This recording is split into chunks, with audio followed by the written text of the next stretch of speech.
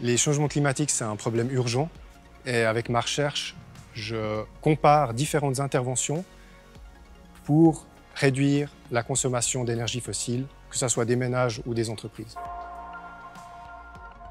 Un exemple, c'est la mobilité. Donc, on utilise beaucoup d'énergie fossile pour nos voitures, l'essence.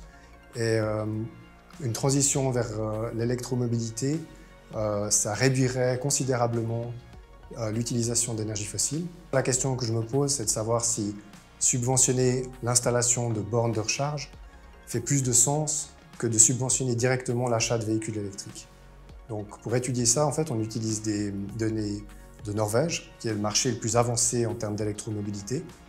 Et ce qu'on trouve, c'est qu'effectivement, installer des bornes de recharge a un impact significatif sur l'achat de véhicules électriques. En Suisse, il y a un autre secteur qui consomme beaucoup d'énergie fossile, c'est le chauffage des bâtiments en hiver.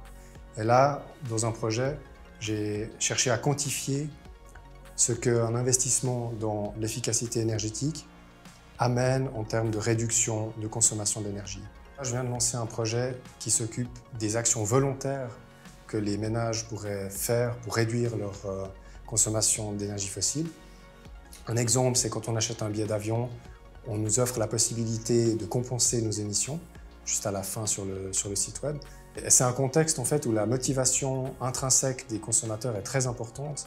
Et avec le professeur Sakamoto de l'université au Japon, on essaye de comprendre qu'est-ce qui détermine cette motivation intrinsèque à faire une action en faveur du climat.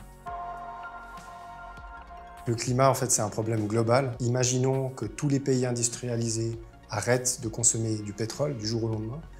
Le marché du pétrole, en fait, s'effondrerait et le prix du baril deviendrait extrêmement bas, ce qui favoriserait ensuite la consommation de pétrole dans les autres pays.